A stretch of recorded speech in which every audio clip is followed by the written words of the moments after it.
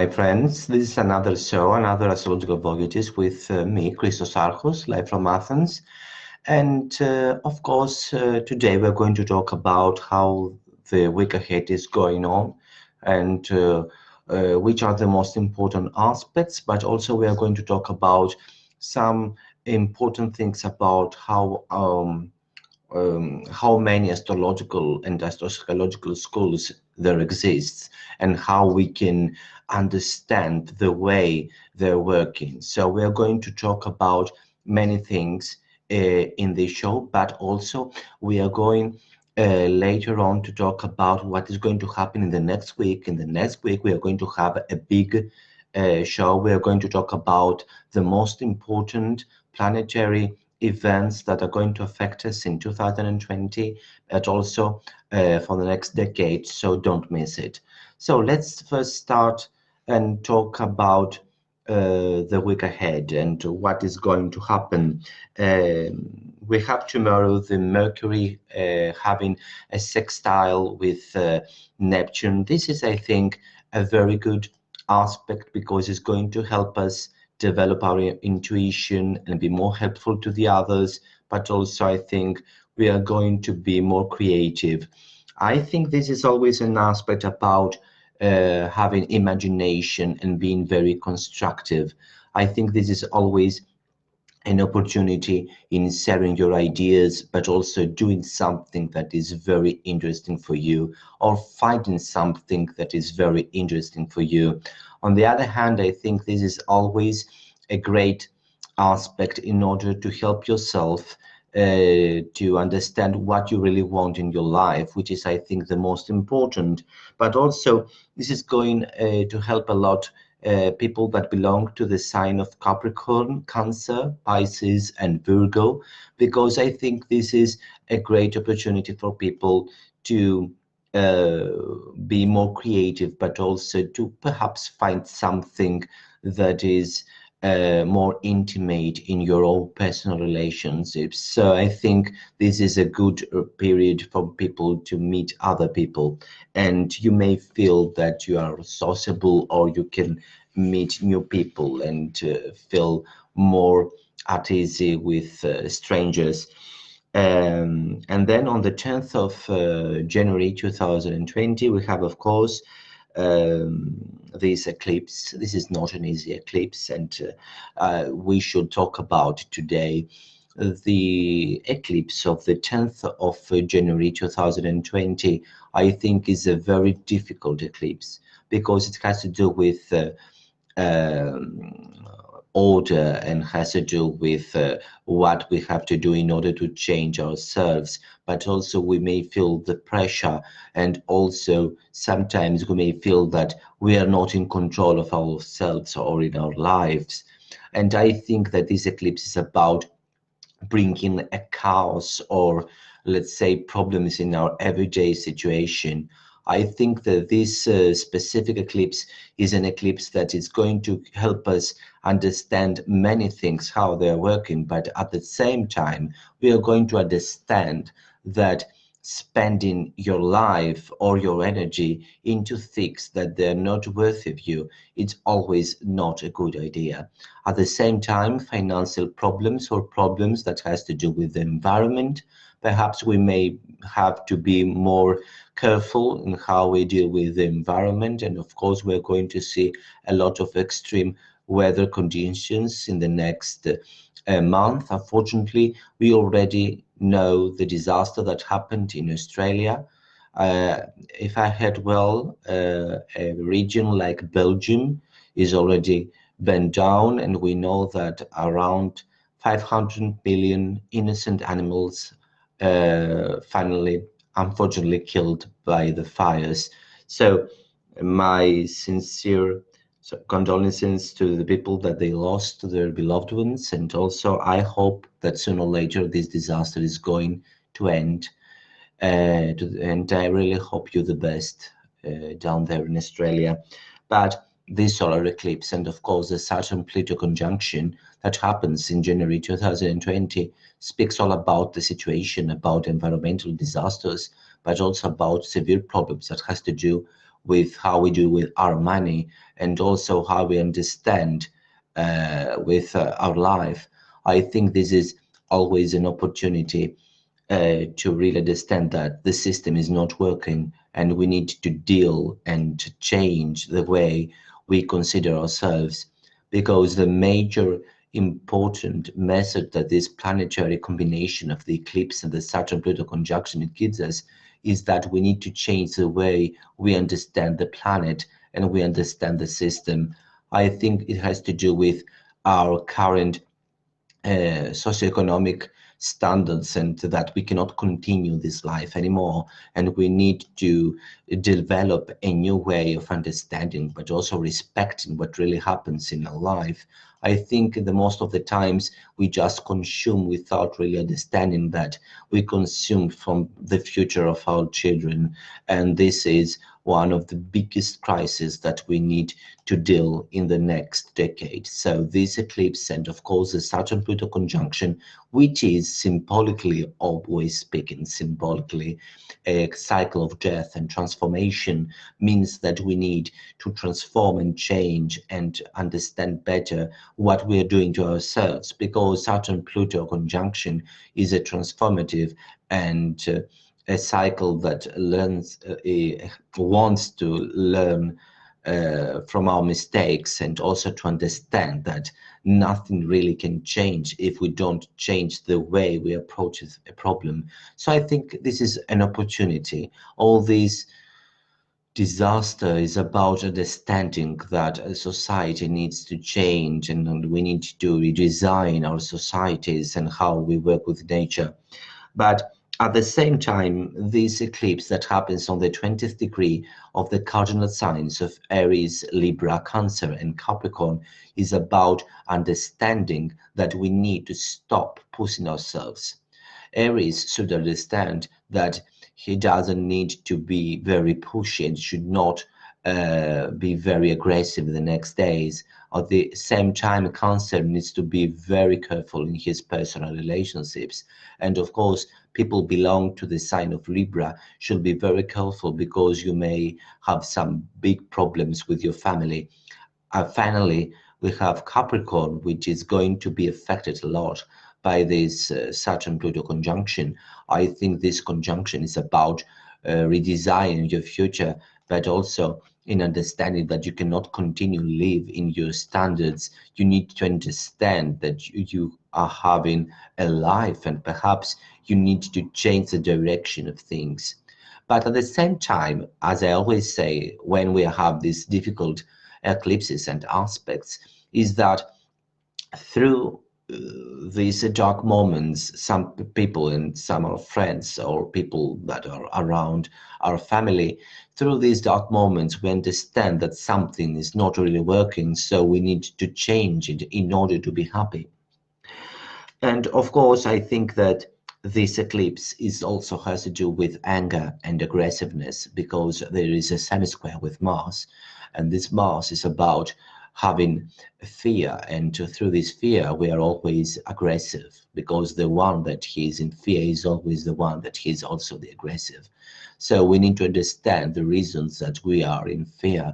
We need to understand the reasons we are full of anger, and how we can deal with that in a constructive way, through gymnastics or through writing or through several things that we can do in our life. Sometimes we may crave for power or for using our own energy in doing bad, but we always end up empty, because we understand that this is not a constructive way of living our lives. And I think what is really important with this eclipse is that we should learn better that if we just look about our profession, if we just look about career, performance, money, this is always something that is going to leave us alone. So we need to recharge our batteries and taking back our lives, and understand the importance of having relationships, of having a real communication with people. And I think this is the most important thing we should learn in the next decade. Another important thing for me is that this eclipse is about finding balance between yourselves and the others. Sometimes we may give a lot to the others, and this is not good, because love is about balance. Love is about giving yourself, but also you have to give your love somewhere that is something constructive. Sometimes, especially people that have a, a lot of Neptunian aspects and energies, may give all of themselves to the other. So this is like a martyrdom. You need first, before try to give something, to ask if the other really wants to take this from you. Because if you start giving from yourself without asking if that is something constructive for the other, this is going to make you feel at the end empty, and you really want someone to really understand and give worth for what you're doing, give value for what you're doing. And then, of course, we're having this important 12th of January. On the 12th of January, we have this Mercury having a conjunction with Saturn, and I think this is always a very strong aspect in dealing with everyday situations. And this is about having depression, this is about not feeling well. And I think that has to do with limiting opportunities.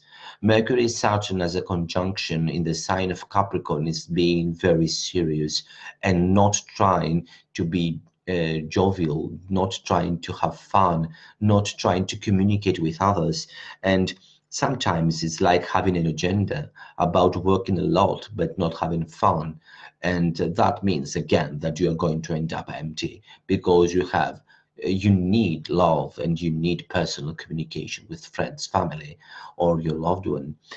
And of course, we have this Mercury forming this conjunction with Pluto, which is also an aspect of great transformation. But in reality, Mercury at this time is give a push to what we call the Saturn-Pluto conjunction that we talked a lot in the previous shows. And I think that this is an cycle of endings. And we're going to talk in the next Astrological Voyages, so that I'm going to talk about all of these planetary cycles that are going to affect us in 2020, that this Saturn-Pluto conjunction is about endings, but also it has to do with beginnings. This is the cycle of life. Something is ending and something is beginning. And I think it's very important to understand that we are in a passage, in a transformation, that we need to understand that we need to put something on a grave, because if we do that, we can go forward.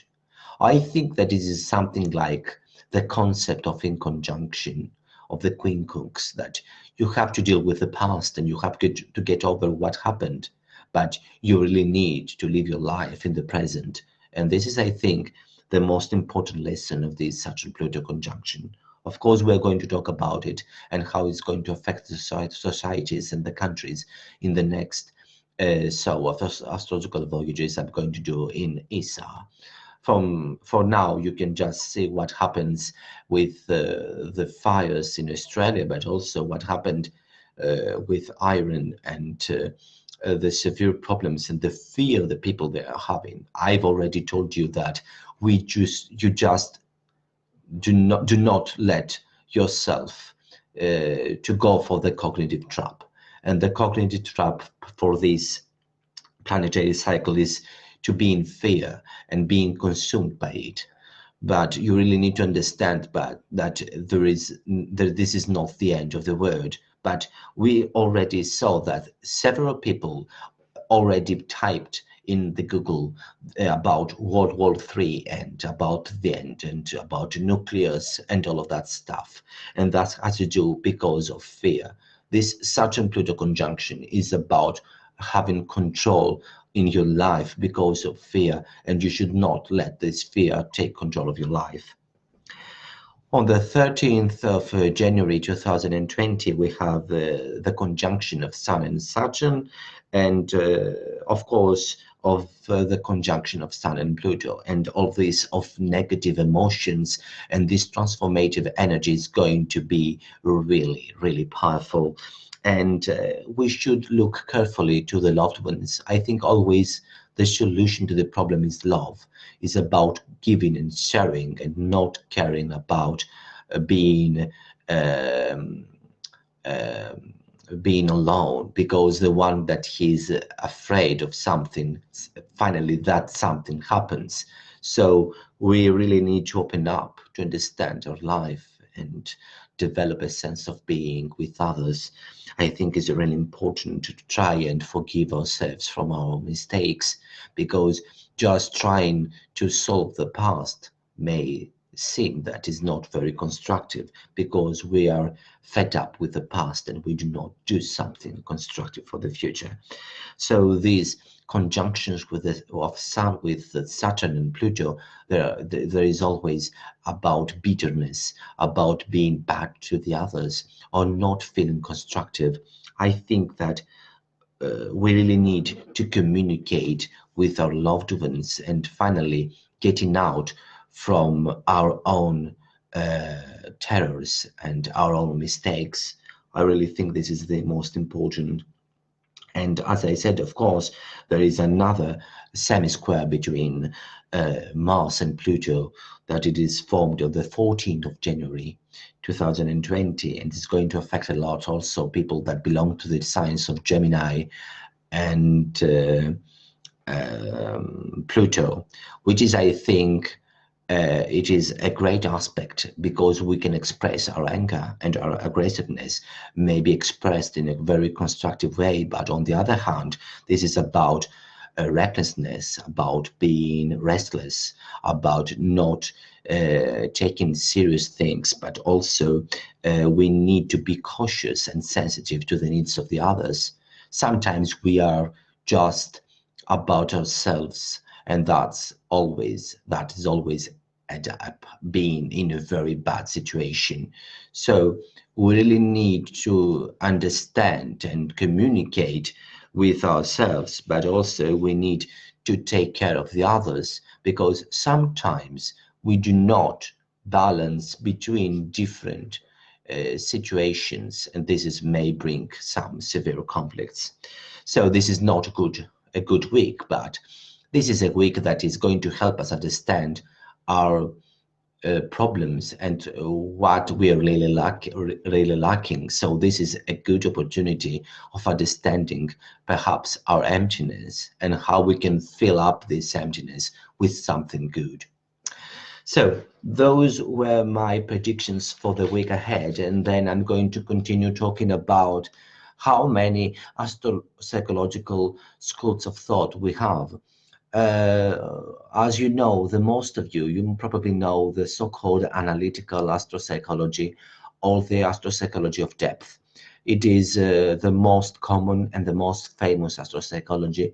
You probably read already a book from Liz Green and the APA, and you have already learned about the archetypes, and you have already talked about the subconscious and all of this stuff.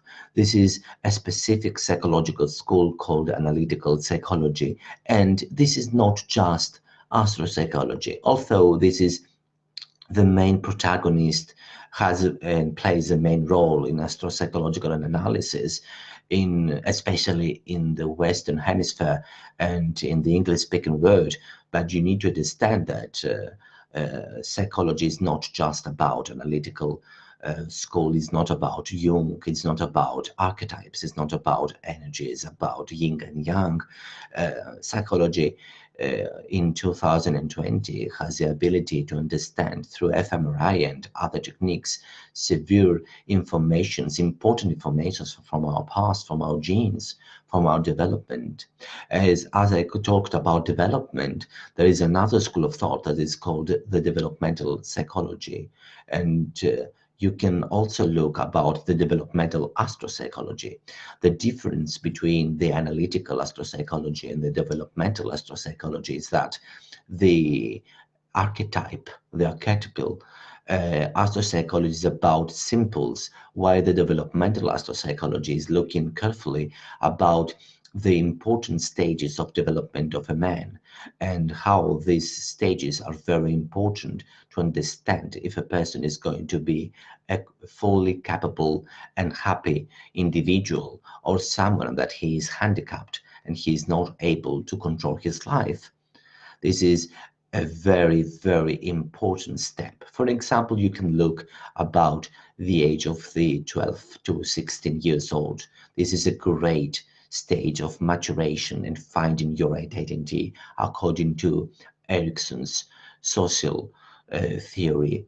So if you look closer to the transits, progressions, solar arcs, and other techniques, you can have a closer look of what really happens to a person during his adolescence period. And I think this is a great opportunity in understanding why a person is not a fully capable individual or not. So when we are looking on developmental astropsychology, we understand that the time is very important, and we look at specific stages in a life, and we can understand why some things didn't work. On the other hand, we have also the psychoanalytic depth astropsychology, which is more Sigmund Freud centered astrology. In this specific kind of school, the person is not using archetypes, is not speaking about symbols. Psychoanalysis of Sigmund Freud is about understanding the subconscious urges and the destructive emotions, because humans have some important powers within themselves, the power of love and the power of death. And then we have the superconscious, which is something about around Saturn. And Saturn is about how we communicate with the society. So we have the subconscious, which is probably Mars, and we have the superconscious, which is Saturn, and on the middle we have the ego, and this ego is formed by the sun. So looking at these three planets, we can really understand how to form a basic model of the psychoanalytical school of thought of Sigmund Freud, and how you can understand that in an psychological point of view. And then, of course, we have a very famous school in astrology, the so-called Hubert School of Astrology. I have already made a video about it. The Huberts are combining things about second synthesis. Second synthesis is another branch from depth psychology, and it is from Roberto Assagioli. He was also a student of Sigmund Freud, as also Carl Jung was a student of Sigmund Freud. But the difference is that while Sigmund Freud was really into was talking about sex and about dreams and about the powerful subconscious, and on the other hand, Carl Jung was speaking about the collective unconscious and the archetypes and the symbols. Roberto Assagioli talked about superconscious, about an inner power that it is given by something or someone or somewhere, and it is the power that transforms our life and can really change who we are. The Huberts made a whole system that they called, of course, Hubert School of Astrology. But also there are other important schools of thought in psychology that we can help people through astrological practice. For example, we know the family constellation way of thinking and the family therapy. In this point of view, the problem is not just the individual, the problem is the whole family. So you need to understand better what really happens within the whole family. You need to look closer at the natal charts of the family, and also, if you can, using inheritance models, and understand also the basic things that the person took from his past, from his ancestors. Looking on inheritance models, you can really understand in a more in-depth look what really happens to the individual. This is very useful, for example, when you have a person that takes drugs or has a huge problem of alcoholism, for example. Usually this kind of things are transmitted through generations, and you should look closer what really happens. Another point of psychological practice that you can use in astrology is about group astro psychotherapy. Using groups, you can really help people talk to each other, and using their natal charts, you can really help them understand better their own selves and even make changes that they will make them even happier in the future. So you can try it, because I've used it in the past and I found it that it is very useful. First of all, I want to inform you that I'm a professional also psychologist holding 2 masters, and I'm at the end of my PhD. So when I give you any information, it's through in-depth knowledge of this kind of thinking and knowledge and science and scientific understanding. And of course, we have another very important psychological thought, which is called cognitive behavioral understanding. Through cognitive behavioral models, we understand that the person is about the behavior he learns, but also the cognitive models, the way he thinks, and how this way of thinking is transforming his life. I think that cognitive behavioral models are not very known to the public, and especially in the psychological scene, perhaps because the depth astrology is usually the most fundamental and the most important in the reference and in the writers. But I think that using cognitive behavioral therapy models and understanding the natal chart through a cognitive behavioral model, it is going to help a lot of people really change their habits or some big problems they may have in their lives. So what I wanted to tell you in this astrological voyages show is that there are several psychological models and there are several ways in doing astrology. So do not just stuck in just one model, because the most of us in astrology use the so-called depth astrology or the analytical astrology or psychoastrology of Carl Jung, but it is not the end of the astropsychological practice. In fact, I think that this obsession with archetypal and in-depth astropsychology is the real problem why people from astrological psychology are continuing going away from it, because there is no development, there is no new ideas. But we have new ideas. Astrology in 2020 should be informed by the current trends and the current professional and scientific evaluations of psychology. In fact, it is astropsychology, so a person needs to look closer to both things, to the both matters, in order to understand what really happens. Because if you learn just from one subject, then you miss the other one. So you can look closer perhaps to more point of views, more kinds of thought, and you can really understand how perhaps astropsychology can change your life. From the next shows in Astrological Voyages, I'm first always going to speak about the predictions of a week. Then I will have to speak about a specific matter. For example, in the next Astrological Voyages show, I'm going to speak about the tremendous important planetary cycles that are going to affect us in 2020 till 2032, which is, I think, those are the most most important 12 years of our life, and I think we should look a closer look to that. And at the end, I'm going to give some crucial information about the development of the astropsychological practice. Thank you again, my friends, for having you for this show. This is 1:30 a.m. in Athens. I hope you have a great time in whatever place you are in the earth. And we are going to be together again in next Monday through some serious information about what is really going to happen in 2020. We have the Saturn-Pluto conjunction, the Jupiter-Pluto conjunction, the Jupiter-Saturn conjunction. We have 6 eclipses. We have Mercury going retrograde 3 times, Venus going retrograde, Mars going retrograde, and you have some important Barbo cycles. The Barbo cycle index is going to give us a lot of information, as also the Bary's center of the solar system.